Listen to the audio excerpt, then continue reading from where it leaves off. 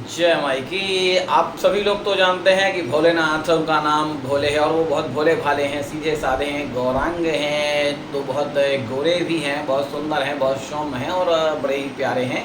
तो शिव जी की जो भक्ति का विधान है वो तो बहुत कठिन है, उसमें और दष्टाध्यायी और शिव जी के अभिषेक और पूजन की बहुत बड़ी बड़ी पद्धतियाँ हैं। रुद्र यज्ञ भी होते हैं और त्र्यंबकेश्वर में, नासिक में उनकी पूजा होती है।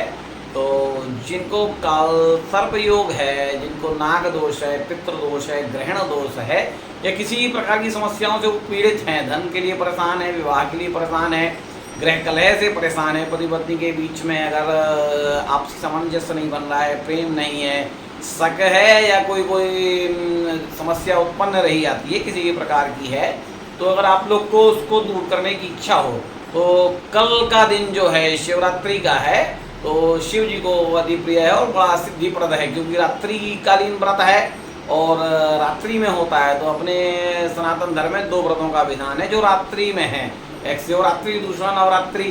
तो इनमें शिवरात्रि में विशेषकर 8 पहर की पूजा होती है, 3-3 घंटे के अंतर में, दिन में 4 पहर और रात में 4 पहर है। तो अगर आप को शिव जी को प्रसन्न करना है और अपना कोई कार्य सिद्ध करना है तो आप शिव जी का अपने घर में जहाँ भी आप रहते हैं, आप चाहे रेवा तट पर हो या गंगा तट पर हो, दक्षिण में हो या उत्तर में हो, किसी भारत के किसी भी खंड में हो, अथवा भारत के बाहर की भी किसी भूमि में रहते हो, तो आप अपने घर में मिट्टी के शिवलिंग बना लीजिए। मिट्टी के शिवलिंग नहीं है तो आप नर्मदेश्वर शिवलिंग, या आपके घर में कोई आसपास मंदिर बना हुआ है जो प्राण प्रतिष्ठित है, अगर आप उसमें कोई मंदिर बना के उसमें अगर आप पूजन करते हैं तो भगवान शिव आप पर अवश्य प्रसन्न होंगे।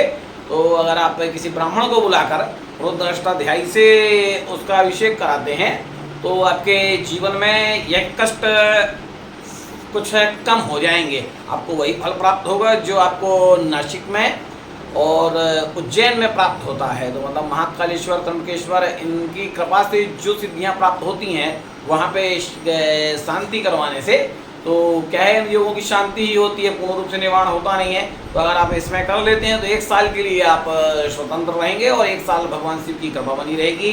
आप भगवान को दूध से अभिषेक करिए, दही से करिए, घी से करिए, शहद से करिए, गन्ने के रस से करिए, फलों के जो भी रस आपको उपलब्ध हो जाए, अनार हो गया, मौसमी हो गया, तो आप इनमें किसी से भी अभिषेक करिए, आपको भगवान की कृपा प्राप्त होगी। कुछ अगर आप शत्रु बाधा से परेशान है तो सरसों के तेल से करिए, तो इससे भगवान की कृपा प्राप्त होगी। और आपको अगर कुछ प्रयोगात्मक करना है तो आप नाग-नागिन के जोड़े रख लीजिए, शिव जी के साथ उनके भी अभिषेक करिए और अभिषेक के बाद उसे जल प्रवाह कर दीजिए। आपके जीवन में काल सर्पयोग की शांति हो जाएगी, पितृदोष का निवारण हो जाएगा। अगर आप बहुत भारी समस्याओं से जूझ रहे हैं तो कल के दिन आप महामृत्युंजय का सूक्ष्म जाप करा लीजिए, 11,000 21,000 जितना भी आपका सामर्थ्य हो जाए, तो उससे आपके जीवन में मतलब जो इस समय का वर्तमान कष्ट चल रहा है, बड़ा कष्ट, वो सूक्ष्म रूप में निकल जाएगा और आपको भगवान का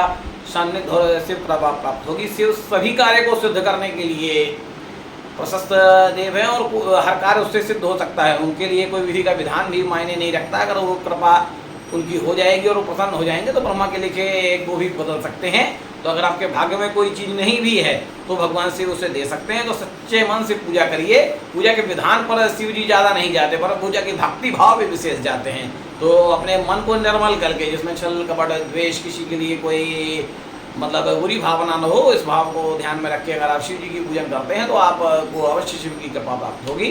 आप रात्रि में जागकर शिव जी का पूजन करिए, भगवान शिव आपको सहाय हो। जय मां दक्षिणेश्वरी काली।